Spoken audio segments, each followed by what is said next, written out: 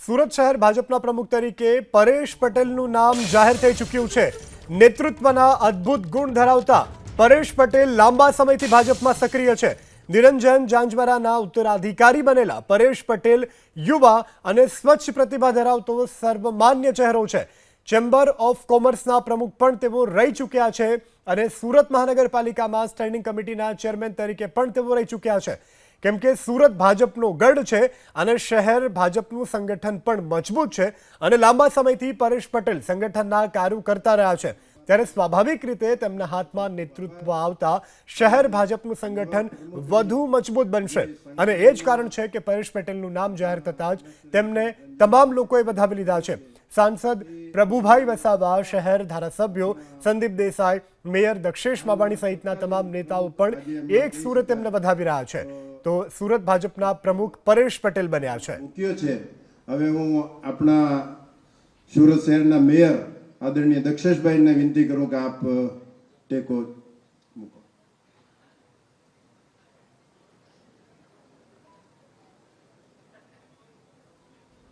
शहर प्रमुख निरंजनभाई जाजमेरा साहेबे जे दरखास्त मूकी छे परेशभाई पटेल ना नामनी तेनो मारो टेको छे। परेशभाई पटेल જ્યારે સ્ટેન્ડિંગ ચેરમેન બન્યા ત્યારે પણ ટેકો મેં જ આપ્યો હતો ને આજે ફરીવાર મારું સૌભાગ્ય છે। ખૂબ ખૂબ આભાર મેયરશ્રી। હવે બીજા ટેકેદાર તરીકે આપણા 84 ના લોકલાડીના ધારાસભ્ય સંદીપભાઈને વિનંતી કરું છું।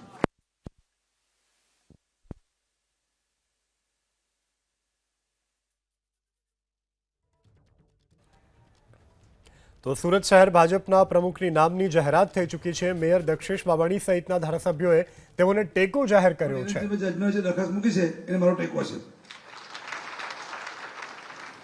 હવે આપણા ઉધનાના ધારાસભ્ય ભાઈ મંદુભાઈ પટેલને વિનંતી કરું કે આપ પણ ટેકો।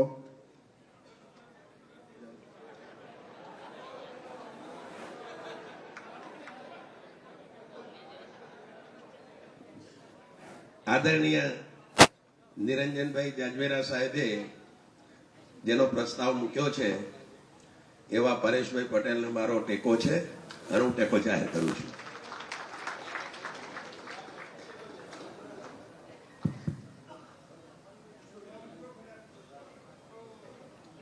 આપણા પૂર્વ તત્કાલીન અધ્યક્ષ અને જે મેયર શ્રી ને બંને ધારાસભ્ય પ્રસ્તાવને ટેકો મૂક્યો છે તો હું ઉપસ્થિત સર્વે આગેવાનો કાર્યકર્તાઓને વિનંતી કરું કે હાથ ઊંચો કરીને ઓ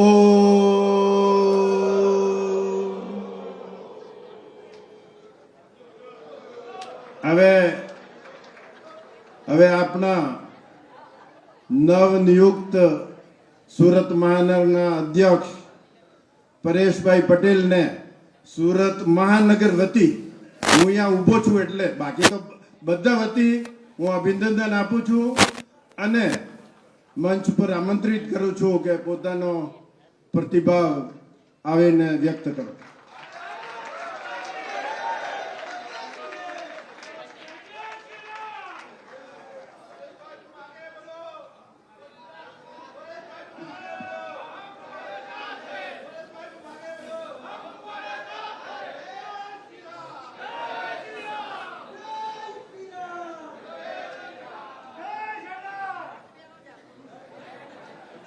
भारत माता की। सूरत क्लस्टर इंचार्ज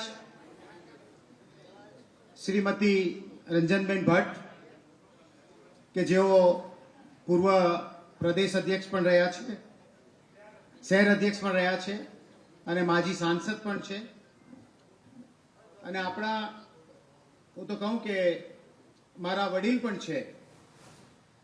साथे चूंटणी अधिकारी तरीके श्री राकेशभाई शाह के जो माजी धारासभ्य अने कर्णावतीना माजी शहर अध्यक्ष रही चुक्या छे।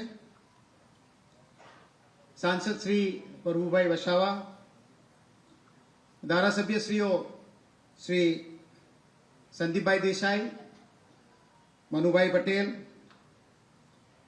सूरत शहरना જેમને હું અત્યારે પણ અધ્યક્ષ ગણું છું એવા નિરંજનભાઈ જાંજમેરા, મેયર શ્રી દક્ષેશભાઈ,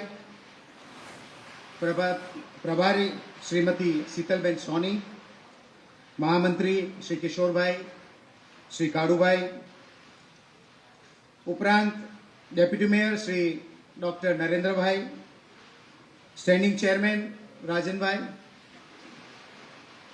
અને મારા વાલા કાર્યકર્તાઓ કે જેના થકી આજે અમે અહીંયા છીએ. આપ સૌના સહકારથી જ ભારતીય જનતા પાર્ટીએ સુરત શહેરમાં ભગવો લહેરાવ્યો છે એમ કહું તો કે ખોટું નથી. આપ જાણો છો એમ કે કોંગ્રેસની એક પણ સીટ ભારતીય જનતા પાર્ટીએ સુરત શહેરમાં રહેવા દીધી નથી. કોંગ્રેસનો સફાયો કરવા માટે આપ સૌની તનતોડ મહેનત જવાબદાર છે. હમણાં જ આપણે નિરંજનભાઈને સાંભળ્યા, એમનો 4.5 વર્ષનો અનુભવ આપ સૌ માટે કે મારા કાર્યકર્તાઓ જે રીતે જે ધગશથી કામ કરે છે એના કારણે સુરતનું રિઝલ્ટ સારું આવે છે. અને એમણે કીધું કે માનનીય શ્રી આર પાટીલ સાહેબ સુરતથી છે, એમનું હંમેશા માર્ગદર્શન રહ્યું છે. એમ હું આજે કહીશ કે હવે આપણી પાસે નિરંજનભાઈનું પણ ભાથું જમાઈ રહે છે, આપણી સાથે જોડાઈ રહ્યું છે. એમનો 4.5 વર્ષનો અનુભવ, માનનીય પ્રદેશ અધ્યક્ષ શ્રી સી આર પાટીલ સાહેબનો અનુભવ, આ બધાનો અનુભવ સુરત શહેરમાં એક નવો મુકામ ભારતીય જનતા પાર્ટી સર કરશે તો હું ચોક્કસ માનું છું. અને આ આપ સૌ થકી છે. આપ સૌ છો તો ભારતીય જનતા પાર્ટી મજબૂત છે. હંમેશા ભારતીય જનતા પાર્ટીના કાર્યકર્તાઓ શિસ્તમાં માને છે. જેમ નિરંજનભાઈએ કીધું કે ઘણા કડવા શબ્દો ઘણી વખત એમને વાપરવા પડ્યા હશે, ઉઘરાણી કરવી પડી હશે, અને મિચ્છામી દુક્કડમ કીધું હશે. સાહેબે હમણાં મિચ્છામી દુક્કડમ કીધું, હું આપ સૌને એડવાન્સમાં મિચ્છામી દુક્કડમ કહી દઉં, કારણ કે કડક તો રહેવું જ પડશે. રિઝલ્ટ તો જોઈશે જ, અને રિઝલ્ટ જોઈશે. રિઝલ્ટ ત્યારે જ મળશે કે જ્યારે આપણે સૌ સંગઠિત હોઈશું, અને આપણે સૌ સંગઠિત હોઈશું તો જ ભારતીય જનતા પાર્ટી સુરત શહેરમાં, ગુજરાતમાં અને ભારતમાં એમનો એક એવી શિખરે પહોંચશે, સિદ્ધિઓ પર પહોંચશે કે જેમાં સૌનો સહકાર હશે. મને ભારતીય જનતા પાર્ટીએ સુરત શહેરના અધ્યક્ષ તરીકેની જવાબદારી આપી છે, અને એ જવાબદારીમાં આપ સૌના સહકારની અપેક્ષા સાથે જોડાયેલી છે. આપ સૌ છો તો આપણે સારા કાર્યો કરીને ભારતીય જનતા પાર્ટી સુરતના શહેરીજનો માટે અને સંગઠન માટે મજબૂત કામો કરતા રહીશું. અને એ જ આશા સાથે આપ સૌનો હું અહીં આભાર માનું છું. આપ સૌએ મને જે જવાબદારી સોંપી છે એ જવાબદારી સંપૂર્ણપણે પૂરી કોશિશ, પૂરી તાકાત સાથે કરીશ એવી હું આપ સૌને ખાતરી આપું છું. આ પક્ષ માટે, આ જે જવાબદારી માટે માનનીય પ્રધાનમંત્રી શ્રી, આપણા સાંસદ અને પ્રદેશ અધ્યક્ષ સી આર પાટીલ સાહેબ અને અમારા જે નિરીક્ષકો અહીં ઉપસ્થિત